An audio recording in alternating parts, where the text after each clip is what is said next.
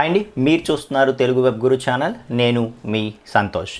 ఈ లెక్చర్లో మనం పైథాన్ జాంగో యూజ్ చేసి మనం వెబ్ డెవలప్మెంట్ చేయాలంటే మనకి ఏమేమి సాఫ్ట్వేర్స్ కావాలి, ఏమేమి సాఫ్ట్వేర్స్ని మనం ఇన్స్టాల్ చేయాలి మన సిస్టంలో అనేది చూద్దాం ఫ్రెండ్స్. సో దీనికోసం మనం పైథాన్ అనే సాఫ్ట్వేర్ ఇన్స్టాల్ చేయాలి.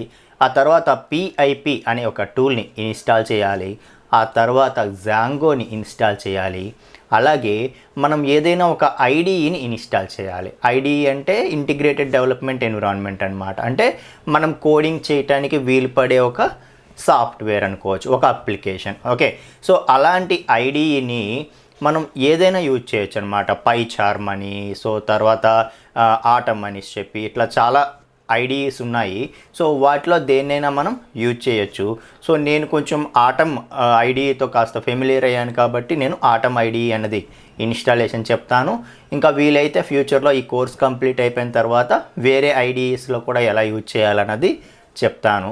ఓకే, సో అలాగే మనం ఏదైనా ఒక డేటాబేస్, నేనైతే MySQL సెలెక్ట్ చేసుకుంటున్నాను, ఓపెన్ సోర్స్ కాబట్టి. ఓకే, సో MySQL ఎలా ఇన్స్టాల్ చేయాలి, అలాగే జాంగో MySQLతో కనెక్ట్ అవ్వాలంటే MySQL తాలూకా క్లయింట్ సాఫ్ట్వేర్, MySQL క్లయింట్ని ఎలా ఇన్స్టాల్ చేయాలి.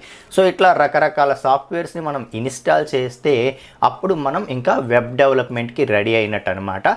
ఓకే, సో ఇంకా మనం వెబ్ డెవలప్మెంట్ ప్రోగ్రామింగ్లోకి వెళ్ళిపోవచ్చు. ఓకే, సో వీటన్నిటిని ఎలా ఇన్స్టాల్ చేయాలి అనేది ప్రాక్టికల్గా ఒక్కొక్కటి తెలుసుకుందాం ఫ్రెండ్స్. ఓకే, సో మీరు కూడా ఇంకా సిస్టమ్ని సెటప్ చేసుకోండి, రెడీ చేసుకోండి. సో ప్రాక్టీస్ చేస్తేనే వస్తుందని చెప్తున్నాను.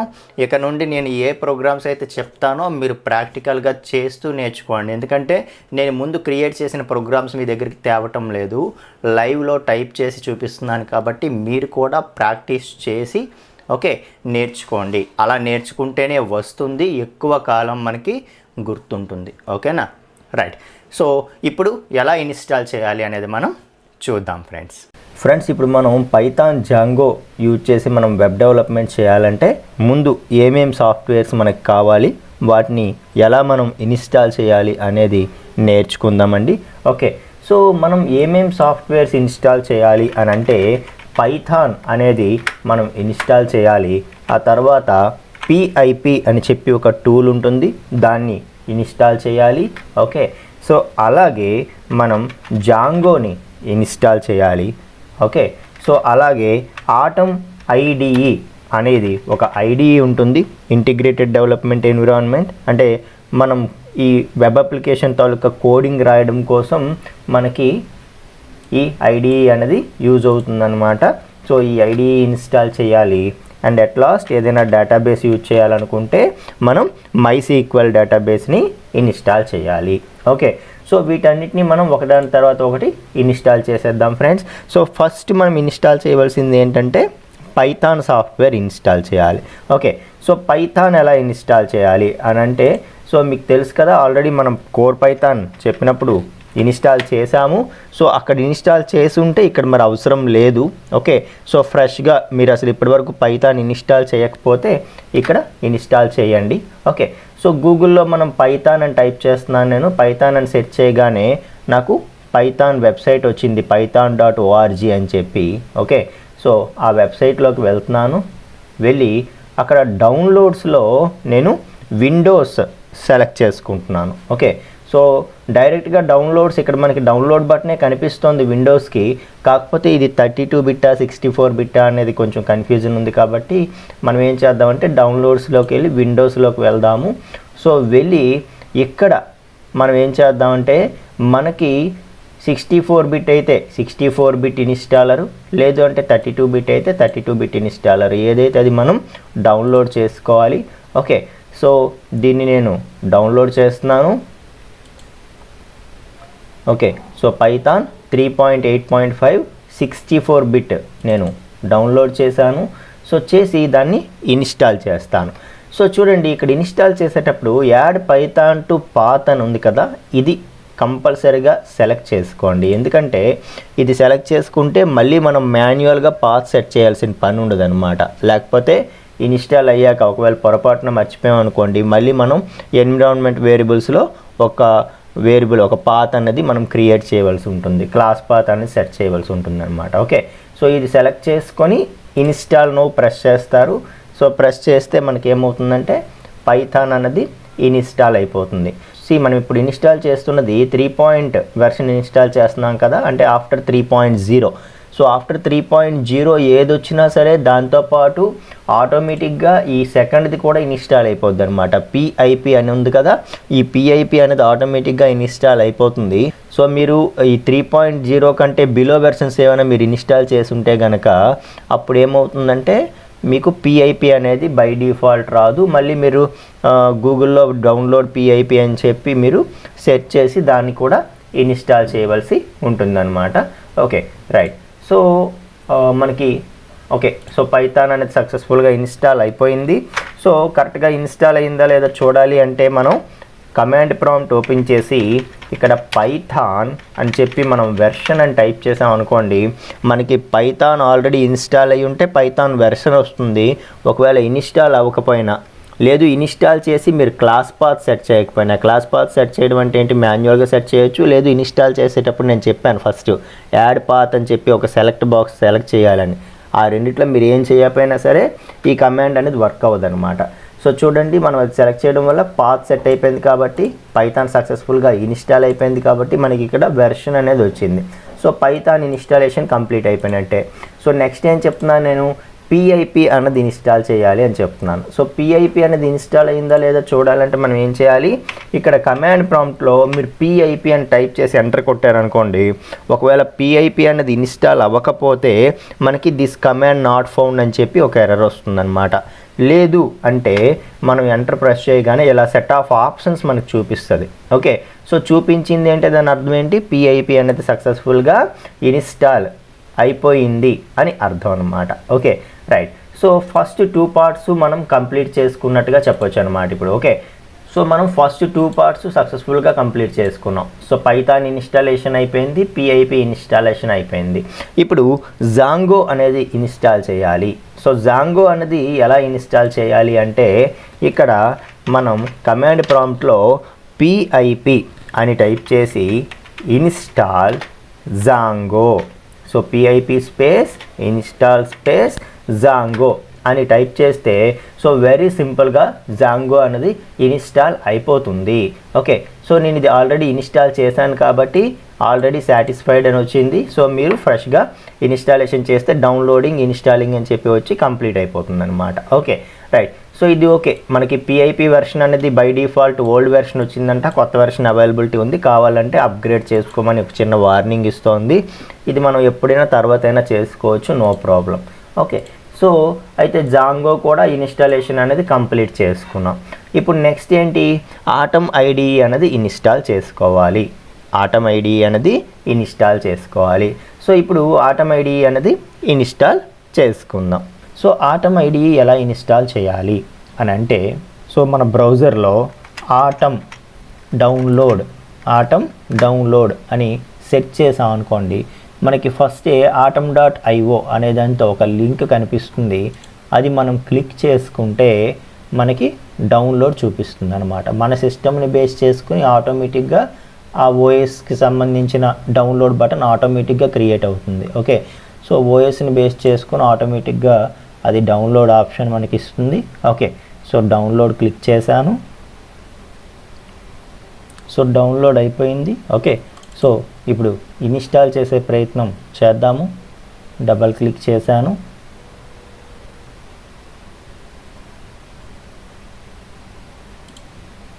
ఓకే, సో మొత్తానికి ఈ ఆటమ్ ఐడి అనేది ఇన్స్టాల్ అయిపోయింది. ఈ లుక్ అనేది ఎట్లా ఉంటుందన్నమాట, దీని యొక్క లుక్ అనేది ఎలా ఉంటుంది. ఓకే, సో ఇప్పుడు ఏం చేయాలంటే చిన్న సెట్టింగ్స్ అనేవి మనం చేయవలసి ఉంటుంది అనమాట. సో దానికోసం మీరు ఏం చేస్తారంటే ఫైల్లోకి వెళ్ళండి. సో ఫైల్లోకి వెళ్ళి మీరు సెట్టింగ్స్ అనేది క్లిక్ చేయండి. ఓకే, సో ఇదే మీకు యాపిల్ సిస్టమ్స్ అయితే కనుక ప్రిఫరెన్సెస్ అని ఉంటుంది, చూసుకోండి. ఓకే, సో సెట్టింగ్స్ క్లిక్ చేయండి. సో క్లిక్ చేస్తే ఇక్కడ ఇన్స్టాల్ అని ఉంది కదా, ఇక్కడ క్లిక్ చేయండి. ఓకే, సో క్లిక్ చేసిన తర్వాత ఇక్కడ సెర్చ్ బాక్స్లో ఆటో కంప్లీట్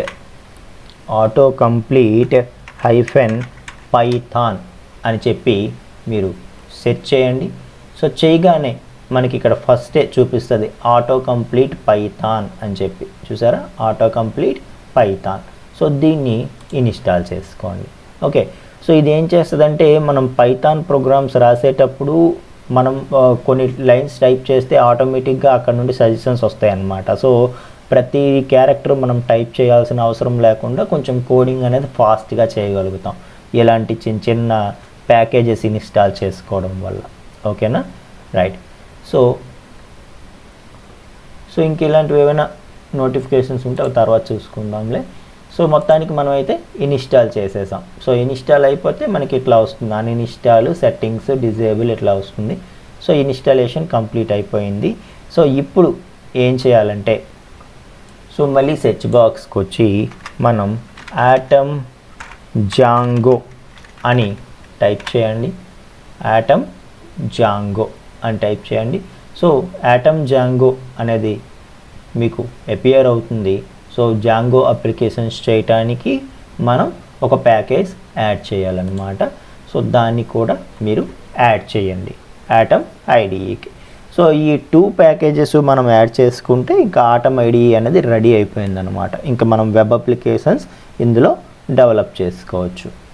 సో ఇన్స్టాలేషన్ అయిపోయింది. సో అన్ఇన్స్టాల్, డిజేబుల్ 2 వచ్చాయి కదా. సో మొత్తానికి ఇన్స్టాలేషన్ అనేది కంప్లీట్ అయిపోయింది. ఇంకా ఇవి మీకు అలవాటు అవుతున్న కొద్దీ ఏమైనా సెట్టింగ్స్ మీరు చేంజెస్ చేయాలంటే చేంజెస్ చేసుకోవాలి. ఈ 2 కదా మనం ఇన్స్టాల్ చేసాం. ప్యాకేజీలోకి వెళ్తే కనిపిస్తున్నాయి, చూసారా, ఆటమ్ జాంగో ఒకటి, ఆటో కంప్లీట్ పైథాన్ ఒకటి. ఈ 2 మనం సక్సెస్ఫుల్గా ఇన్స్టాల్ చేసుకోగలిగాము. సో ఇప్పుడు మనం ఏం చేయాలంటే ఇక్కడ ఎడిటర్లో చూడండి, మనకి మీకు తెలుసు కదా పైథాన్ అంతా ఇండెంటేషన్ బేస్ చేసుకొని రన్ అవుద్ది. అంటే డిఫాల్ట్ స్పేసెస్ వస్తాయి కదా ఒక ట్యాబ్ కొడితే. సో జనరల్గా సో చూడండి నెంబర్ ఆఫ్ స్పేసెస్ ఎన్ని వస్తాయట, బై డిఫాల్ట్ 2 వస్తాయట. మనం కావాలనుకుంటే 4 5 ఎంత కావాలంటే అంత మనం పెట్టుకోవచ్చు అనమాట. ఓకే, సో మనం కోర్ పైథాన్ చెప్పుకున్నప్పుడు కూడా చెప్పుకున్నాం కదా, మరి 2 స్పేస్ అయితే ఆ స్పేస్ కరెక్ట్గా కనబడకపోవచ్చు. 4 8 ఎన్నో మెయింటైన్ చేసుకుంటే కొంచెం ఆ గ్యాప్ అనేది కరెక్ట్గా తెలుస్తుంది మనకని చెప్పాను కదా. సో అలా మీరు ఏదైనా మార్చుకోవాలనుకుంటే మార్చుకోవచ్చు అనమాట. ఓకే, సో ఇంకా మిగతావన్నీ మనం తర్వాత చూద్దాము. ఓకే, సో చూడండి ఇప్పుడు ఆటమ్ ఐడి అనేది కూడా ఇన్స్టాలేషన్ అయిపోయింది. ఓకే, సో ఇప్పుడు ఇంకా మిగిలింది ఏంటి, మై సీక్వల్ డేటాబేస్ అన్నది ఇన్స్టాల్ చేయాలి. ఓకే, సో దానికి నేను ఏం చేస్తున్నానంటే మై సీక్వల్ సర్వర్ ఇన్స్టాల్ అని చెప్పి నేను సెర్చ్ చేస్తున్నాను. ఓకే, సో సెర్చ్ చేస్తే ఇక్కడ చూడండి, సో ఇందులో డౌన్లోడ్స్లో ఇన్స్టాలర్ అని లింక్ ఉంది కదా, డౌన్లోడ్ MySQL ఇన్స్టాలర్ అని చెప్పి, MySQL అంటాము, MySQL అంటాం ప్రొనౌన్షియేట్ చేసినప్పుడు. Okay, right. సో ఇది క్లిక్ చేసుకొని మనం ఇక్కడ 2 వెర్షన్స్ చూపిస్తుంది, light version, full version. Okay, so full version install చేసుకుంటే మళ్ళీ ప్రతిదీ మనం తర్వాత ఒక్కొక్కటి ఇన్స్టాల్ చేసుకోవాల్సిన అవసరం ఉండదు. ఓకే, సో లేదు నాకు లైట్ వెర్షన్ సరిపోతుంది అనుకుంటే మీరు లైట్ వెర్షన్ ఇన్స్టాల్ చేసుకొని వర్క్ బెంచ్ వేరేగా ఇన్స్టాల్ చేసుకోవాల్సి ఉంటుంది అనమాట. మీరు ఏం చేస్తారంటే ఈ ఫుల్ వెర్షన్ డౌన్లోడ్ చేసుకోండి. Okay, so full version download చేసుకుంటారు. సో నేను ఇది ఆల్రెడీ డౌన్లోడ్ చేశాను. సో డబుల్ క్లిక్ చేసి దాన్ని ఇన్స్టాల్ చేస్తున్నాను. సో చూడండి, ఓకే, సో డెవలపర్ డిఫాల్టా సర్వర్ ఓన్లీయా అని అడుగుతోంది. సో దీన్ని ఓన్లీ సర్వర్గా వాడాలి ఈ సిస్టమ్ని అని అనుకుంటే నేను సర్వర్ ఓన్లీ సెలెక్ట్ చేసుకోవచ్చు. లేదు ఇందులో నేను డెవలప్మెంట్ ఎన్విరాన్మెంట్ కూడా కావాలి, ఇందులో డెవలప్ కూడా చేస్తాను అని అనుకున్నప్పుడు మీరు ఇది సెలెక్ట్ చేసుకోవచ్చు. మొత్తం అన్ని ప్రోడక్ట్స్ వస్తాయన్నమాట. ఓకే, సో నెక్స్ట్ ప్రెస్ చేస్తున్నాను నేను ఇక్కడ. సో నెక్స్ట్ ప్రెస్ చేసి సో ఇక్కడ ఏవైతే ఉంటాయో అవన్నీ మీరు ఒక్కొక్కటి సెలెక్ట్ చేసుకొని ఇన్స్టాల్ చేసుకోండి. సో ఇది నేను సెకండ్ టైం ఇన్స్టాల్ చేయటం కాబట్టి నాకు ఇక్కడ ఓన్లీ 1 ఐటమే కనిపిస్తోంది. మీరైతే మీకు డిఫరెంట్ ఐటమ్స్ కనిపిస్తాయి. మీరు సింపుల్గా ఎగ్జిక్యూట్ అని ఒక బటన్ వస్తుంది. ఇక్కడ ఎగ్జిక్యూట్ అన్న బటన్ మీరు ప్రెస్ చేసేస్తే ఒక్కొక్కటి ఇంకా ఆటోమేటిక్గా డౌన్లోడ్ అయ్యి ఇన్స్టాల్ అయిపోతాయి. ఇంకా మీరేం చేయక్కర్లేదు. నెక్స్ట్ ఫినిష్ చేసేసి వర్క్ని ఫినిష్ చేసేయచ్చు అనమాట. ఇక్కడ చూడండి విజువల్ స్టూడియో కోసం MySQL కావాలా వద్దా అని అడుగుతుంది. సో ఇక్కడ మనం ఇంకా విజువల్ స్టూడియో వాడట్లేదు కాబట్టి ఓకే, ఈ తర్వాత అయినా మనం యాడ్ చేసుకుందాం. సో కంటిన్యూ చేసేయమని అడుగుతున్నాను. సో ఇప్పుడు ఇవన్నీ ఇన్స్టాల్ చేయాలా వద్దా అని చెప్పి మనకు అడుగుతోంది. ఓకే, సో ఎగ్జిక్యూట్ ప్రెస్ చేస్తే ఇవన్నీ కూడా ఒక్కొక్కటి మనకి ఇన్స్టాల్ అయిపోతాయి ఆటోమేటిక్గా. ఓకే, సో చూడండి మొత్తం అన్నీ కంప్లీట్ అయిపోయాయి. ఇంకా మనం నెక్స్ట్ కొట్టేసి ఇంకా నెక్స్ట్. సో ఇక్కడ స్టాండ్ ఏలోనే సెలెక్ట్ చేసుకుంటారు. సో సెలెక్ట్ చేసుకొని ఓకే. సో ఇంక ఇవేం చేంజ్ చేయక్కర్లేదు, మనం నెక్స్ట్ కొట్టేద్దాం. సో స్ట్రాంగ్ పాస్వర్డ్ మీకు అప్డేటెడ్ వెర్షన్స్ అన్నిట్లో కూడా స్ట్రాంగ్ పాస్వర్డ్ రికమెండ్ చేస్తుంది అనమాట. సో నెక్స్ట్ ఇక్కడ రూట్ పాస్వర్డ్ ఇవ్వాలి. సో మనకి గుర్తుండేలాగా ఏదైనా ఒక పాస్వర్డ్ మనం ఇవ్వాల్సి ఉంటుంది. ఓకే. సో నేను TWG123 అని చెప్పి ఎంటర్ చేస్తున్నాను. ఓకే. సో ఇది సెక్యూర్డ్ పాస్వర్డ్ కాదు, బట్ ఓకే రైట్. సో ఈ సిస్టంలో ప్రోగ్రామ్స్ చేసే వరకు ఇది పబ్లిక్గా నేనేమి పబ్లిష్ చేయను కాబట్టి నో ప్రాబ్లం. ఓకే. సో మీరు రియల్ వరల్డ్ ప్రాజెక్ట్స్ చేసేటప్పుడు మాత్రం మీరు మీ సర్వర్ని ఓన్గా సెటప్ చేసుకున్నట్లయితే రూట్ పాస్వర్డ్ మాత్రం స్ట్రాంగ్గా సెలెక్ట్ చేసుకోండి. So upper case, lower case, symbols ఇవన్నీ ఉండేలాగా చూసుకుంటూ మీరు సెలెక్ట్ చేసుకోండి. ఓకే.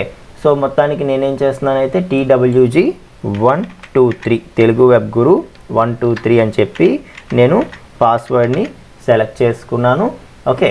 సో నెక్స్ట్ అంటాను. Okay. So start the server. ఇది ఇంకేం మనం చేంజ్ చేయక్కర్లేదు, నెక్స్ట్ కొట్టేయటమే, ఇంకా ఎగ్జిక్యూట్ అనమాట. ఓకే. MySQL సర్వర్ సక్సెస్ఫుల్గా ఇన్స్టాలేషన్ అనేది కంప్లీట్ అయిపోయింది. ఓకే. అండ్ రౌటర్ ఇప్పుడు కాన్ఫిగరేషన్ మనం చేయక్కర్లేదు, సో తర్వాత చూసుకుందాం. అండ్ శాంపిల్స్ అండ్ ఎగ్జాంపుల్స్ కూడా ఇప్పుడైతే మనం చేయక్కర్లేదు, కానీ ఓకే అడుగుతుంది కాబట్టి చేసేద్దాం, ఏముంది.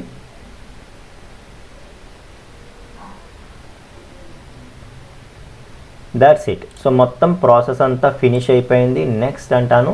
సో వర్క్ బెంచ్ ఎలా ఉంది అన్నది చూడాలంటే మీరు చూడొచ్చు. నేను చెప్పాను కదా, వర్క్ బెంచ్ అన్నది ఇప్పుడు MySQL కమాండ్స్ మనం మాన్యువల్గా రాసేదానికన్నా ఇక్కడ MySQL వర్క్ బెంచ్ మనం సెలెక్ట్ చేసుకుంటే ఈజీగా ఉంటుందని. సో అది వర్క్ బెంచ్ టూల్ అనమాట. సో అదొకటి మీకు చూపించే ప్రయత్నం చేస్తాను ఎలా ఉంటుందో. సో ఇది MySQL వర్క్ బెంచ్ టూల్ అనమాట. ఓకే. సో చూడండి, జనరల్గా మనం MySQL యూజ్ చేయాలనుకోండి, సో ఎలా యూజ్ చేయాలో తెలుసా? ఇంతకుముందు మనం డేటాబేస్ మేనేజ్మెంట్ బేసిక్స్ ఒక వీడియో చేసాము, అక్కడ ఆల్రెడీ ఎక్స్ప్లెయిన్ చేసాము. సో MySQL కమాండ్ టైప్ చేయాలి, MySQL -u root -p అనాలి అని మనకి పాస్వర్డ్ అడుగుతుంది. TWG123 ఇచ్చాను నేను. సో ఇవ్వగానే ఇక్కడ MySQL అని చెప్పి మనకి ఒక సింబల్ వచ్చింది కదా, సో దీన్ని MySQL ప్రాంప్ట్ అంటాం. ఇక్కడ మనం MySQL క్వరీస్ రాయవలసి ఉంటుంది అనమాట. For example show databases. So ఇందులో ఉండే డేటాబేసెస్ చూడాలంటే okay. So for example use world.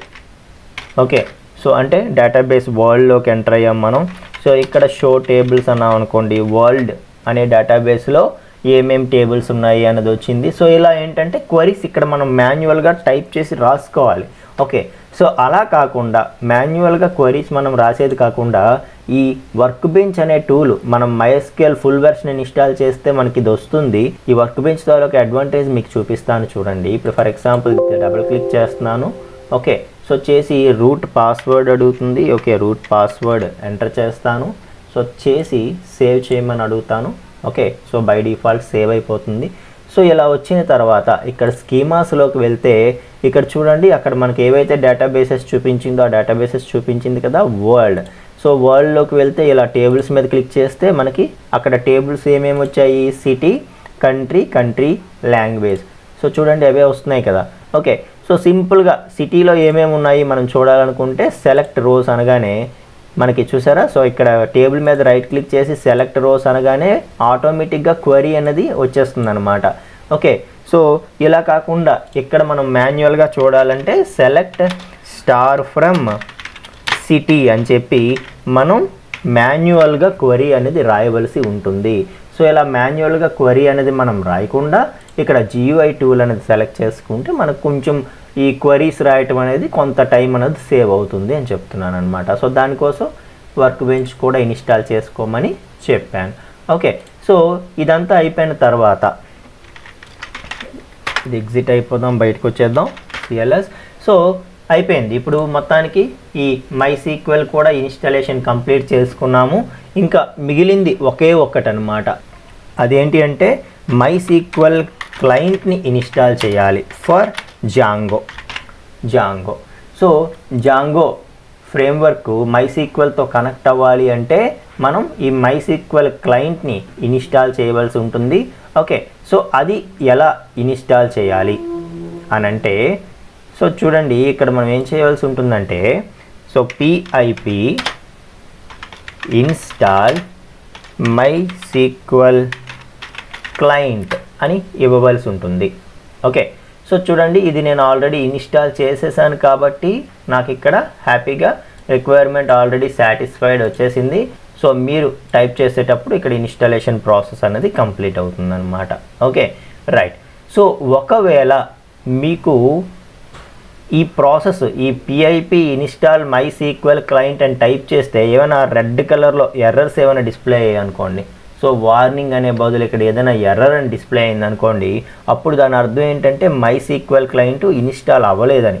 అప్పుడు ఒకవేళ ఈ ప్రాసెస్ ఏమైనా మీకు ఫెయిల్ అయితే అప్పుడు ఏం చేస్తామంటే, సో మీకు డిస్క్రిప్షన్లో నేను ఒక లింక్ ఇస్తాను, ఆ లింక్ని మీరు బ్రౌజర్లో ఓపెన్ చేయండి. ఓకే, సో ఫ్రెండ్స్ ఈ లింక్ ఓపెన్ చేసిన తర్వాత మీరు ఏం చేస్తారంటే MySQL క్లయింట్ అని చెప్పి ఇక్కడ ఉంటుంది. MySQL క్లయింట్ ఇదే కదా మనం ఇన్స్టాల్ చేయాలి. సో ఇందులో చూడండి మనకి వెర్షన్స్ 39, 38 ఇలా ఉన్నాయి కదా. సో మనం ఇన్స్టాల్ చేసినటువంటి పైథాన్ వెర్షన్ ఏంటి, మనం ఇన్స్టాల్ చేసింది 3.8.5 అంటే 38 అనమాట. Okay, so 38. ఓకే, సో అలాగా మనం పాత వెర్షన్స్ మీరు ఇన్స్టాల్ చేస్తుంటే కనుక 34 కానీ 35, 3.4, 3.5, 3.6 అవి అయితే ఇవి తీసుకుంటారు. 3.7 నేను 3.8 ఇన్స్టాల్ చేశాను కాబట్టి ఇక్కడ 38 అని ఉంది కదా, ఇది తీసుకుంటాను. సో ఇక్కడ మన వెర్షన్కి తగ్గట్టుగా ఏదైతే అది మనం డౌన్లోడ్ చేసుకుంటాం. ఫర్ ఎగ్జాంపుల్ పైథాన్ 38 ఏదైతే ఉందో అది నేను డౌన్లోడ్ చేస్తున్నాను.